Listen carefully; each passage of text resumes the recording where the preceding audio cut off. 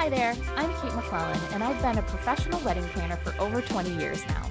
I started Planning Collective when I noticed that though most couples are super excited about getting engaged, they quickly feel overwhelmed and intimidated by the actual process of planning their weddings.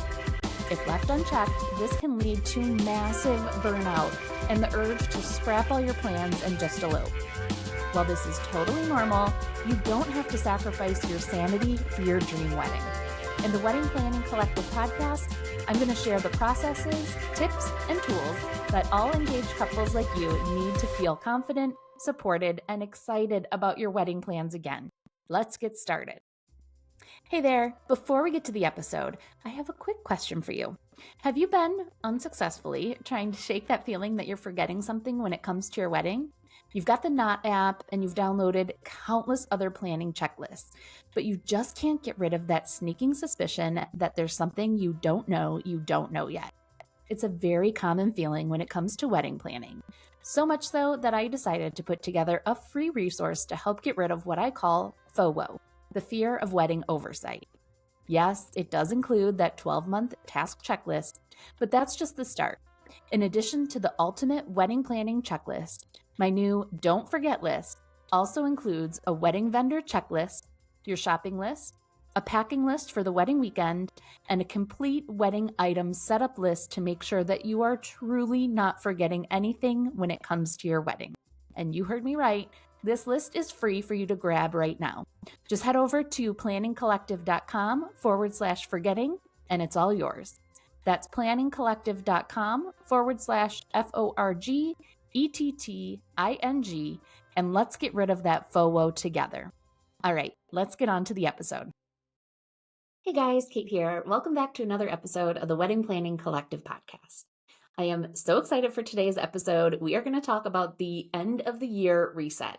Think about it as your cozy December wedding planning check-in, a little reflection on what you've done so far, a little planning, but a whole lot of setting yourself up for a successful 2026, especially for those of you getting married in 2026 and 2027. All right, let's get right into your end of the year wedding planning checklist.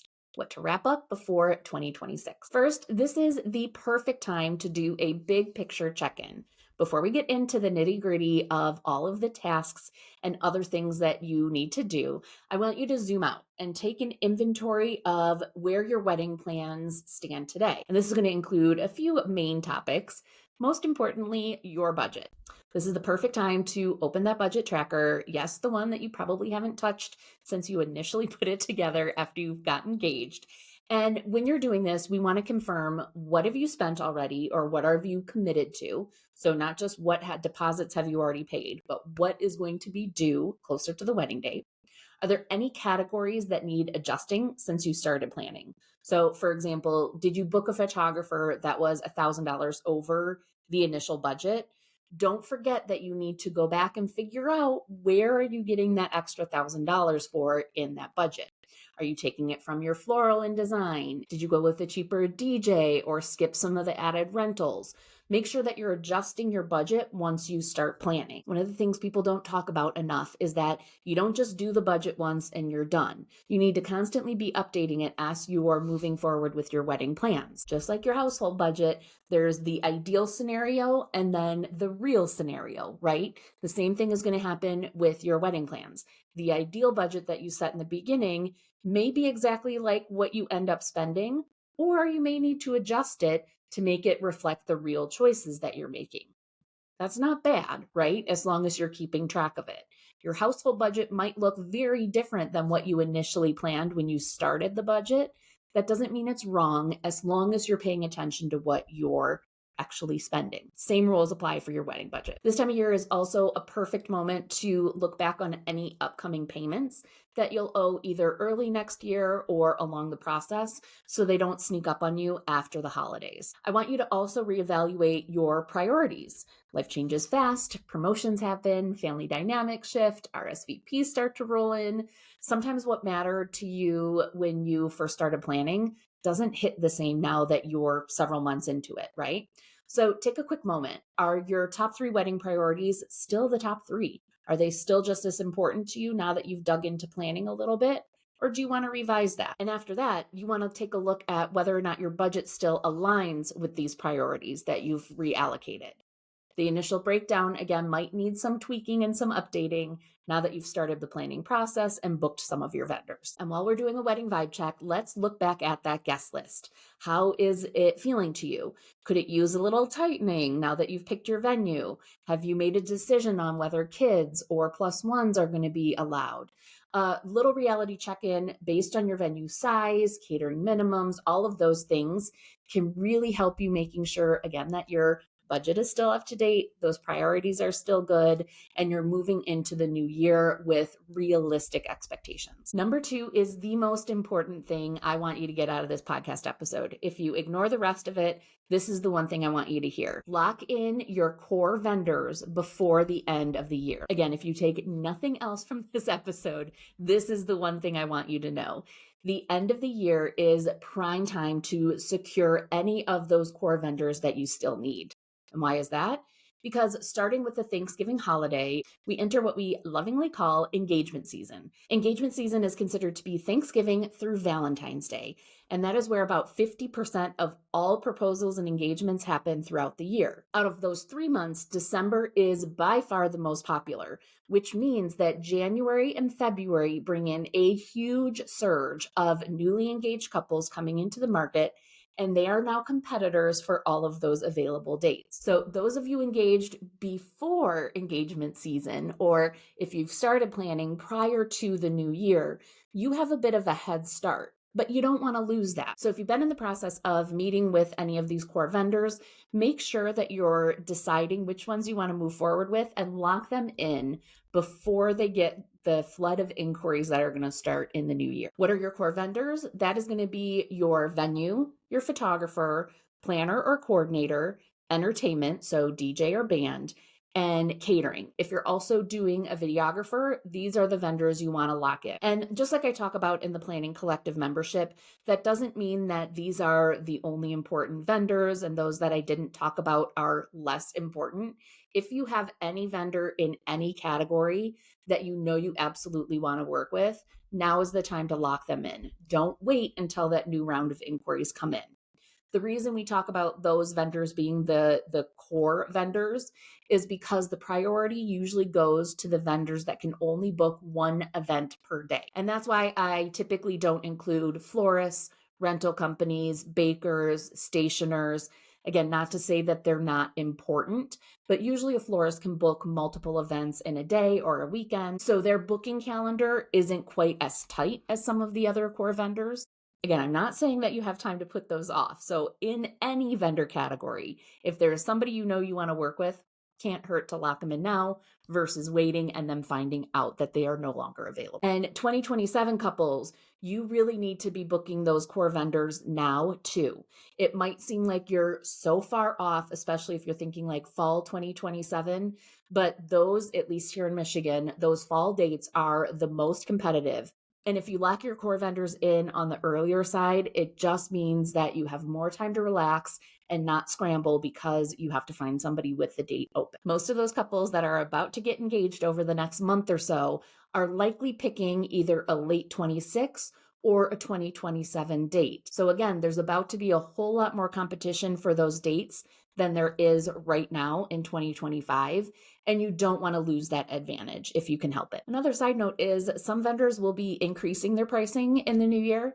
And if you lock in pricing at the 2025 rates, you may be saving hundreds, if not thousands overall in your planning. Number 3, venue and date confirmations. If you haven't already, take 10 minutes and reread your contract. So the things that I want you to check for are what hours do you have the space for, including setup and teardown time. Are there any restrictions that maybe you skimmed over before? For example, are you allowed to have real candles, or does the venue not allow real flames? That can make a big difference as you're talking to florists and design teams. What's included in your rental and what do you need to provide? So are you responsible for tables, chairs, linens, etc., or are they handling all of that? And finally, when are the next payments and guest counts due? Those are things you can put into your calendar to make sure that you have that plotted out in advance and it doesn't sneak up on you. And if you don't have a venue yet, especially those in 2026 or early 27. The end of the year is a great moment to schedule those tours or follow up on quotes. Again, locking them in before engagement season hits will be your goal. Those touring calendars are really going to fill up fast at the beginning of the new year. So you want to get that head start if you can. Number 4, let's refresh your planning systems. So this is a perfect moment to just organize things. We talked about this a little bit in last week's episode, but if you have any time off, or maybe it's a slower time while you're at work, refresh your Google Drive or your project management tool.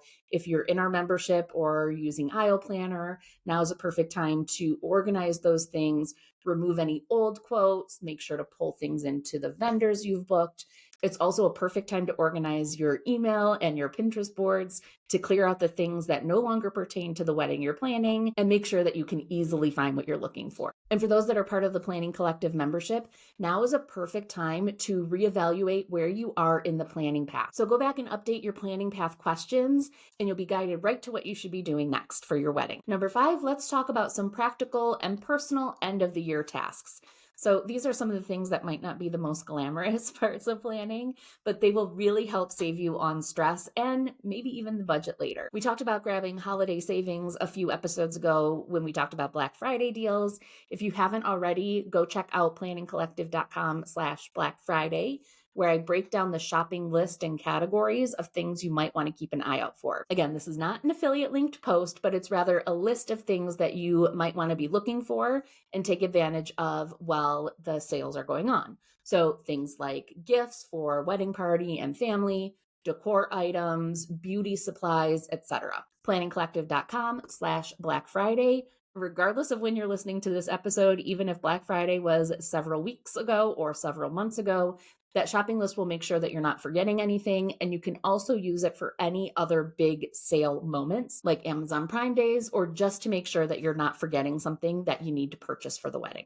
Other things you could be doing is to check in with family that will be making out of town arrangements, so you can get a feel for your hotel blocks, what you'll need for transportation and things like that. You can start working on an outfit or packing list for things that you'll need not just for the wedding, but for the other events surrounding the wedding, like your rehearsal or shower, bachelorette party, things like that. You can also start thinking about beauty and wellness for the weeks and months leading up to the wedding. You do not want to be trying any new beauty routines that week or without the practice. So if you want to start doing treatments, whether it's teeth whitening, facials, things like that, you want to plan that in advance. Same goes with haircuts, nail appointments, and all of that. You probably want to have at least a day or so buffer, again, depending on what you're having done. All right, friends, that wraps up our end of the year wedding planning checklist. I want to hear what is on your checklist over the next couple of weeks or months. Find me over at the Wedding Planning Collective Facebook group, and we'll have a thread going for other tasks that maybe you haven't thought of that you want to spend some time on over the holiday break. And make sure that you're grabbing my free What Am I Forgetting checklist. It's over at planningcollective.com/free guides, and join us in the Planning Collective membership. It really is the perfect next step that will help provide you with budgeting tools, vendor trackers, timeline review sessions, and so much more to keep you organized as we go into the new year. As always, thank you so much for listening today. If this episode gave you even one helpful tip, I would love it if you could take a quick second to rate and review. It would really help other couples find the wedding planning tips they need, and it would mean the world to me. Thank you so much, and I will see you in the next episode.